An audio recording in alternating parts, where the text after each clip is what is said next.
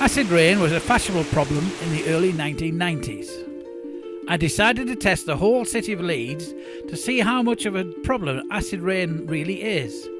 This was for my dissertation for my university degree. The reason for testing was that it is often the case that the book says one thing when testing can reveal something very different. Testing was easy. All I needed was glass jars and a pH meter. I thought to add interest by developing a directional rain gauge. In reality, the gauge could not distinguish how the rain had blown into the unit.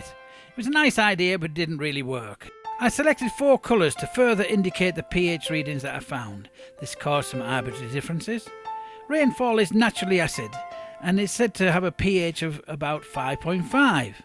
Anything above 5.6 are listed as either yellow or green values, and below 5.5 as orange and red values. You see in September how the values from the whole of Leeds are mostly green with some yellow. In October, you see there are many yellow values with some orange values in the east of Leeds. November sees a rash of mostly red values to the east of Leeds with some orange values and yellow values in the west. December sees green values in the city centre with a mixture of red values and orange values in most of the rest of the city. January sees another rush of red values in the east of the city with a few more orange values in the west. The city centre again has yellow and green values. February sees a similar rash of red values in the east of the city with a few more orange values in the west. The city centre again is yellow values. March sees a few orange values and yellow values, with the city centre having green values. April sees mostly green and yellow values throughout the city.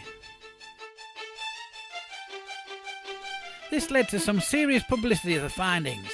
I met David Bellamy, and there were reports in the regional and national newspapers and on the TV news. The region's rainwater are higher than in vinegar. Members of Groundwork took samples of rainwater over a period of 5 months and found that in some places it was 10 times more acidic than normal rainwater.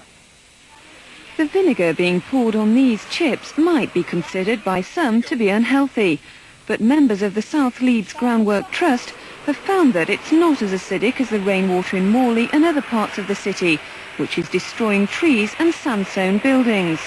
I was using vinegar to show to the children the effects of acid on rock. And after recycling the vinegar a couple of times, I found that the pH of the vinegar was up to 4.3, when at the same time the rainwater I was collecting was down to 3.6.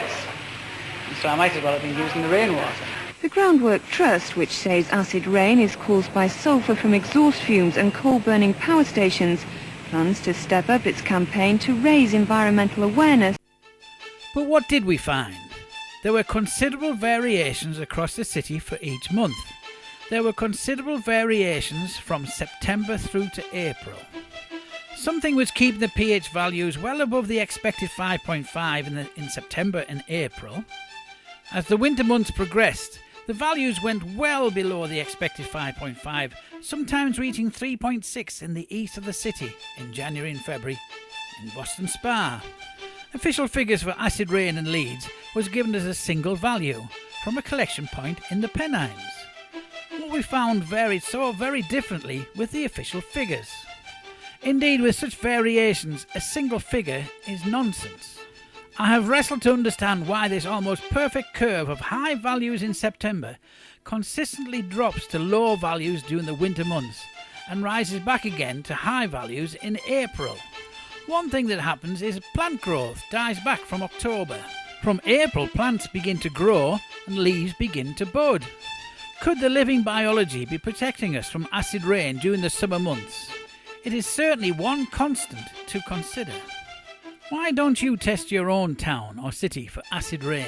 All you need is a few glass jars, not plastic. pH testers can be found on the internet from £7. You need to place the jars above ground level and away from animals. You can see the months I collected the rainfall. You might like to consider collecting all year round. I'd love to learn of your findings. I'm sure there'll be variations, all of which will eventually produce a full understanding of acid rain. And it's fun to discover.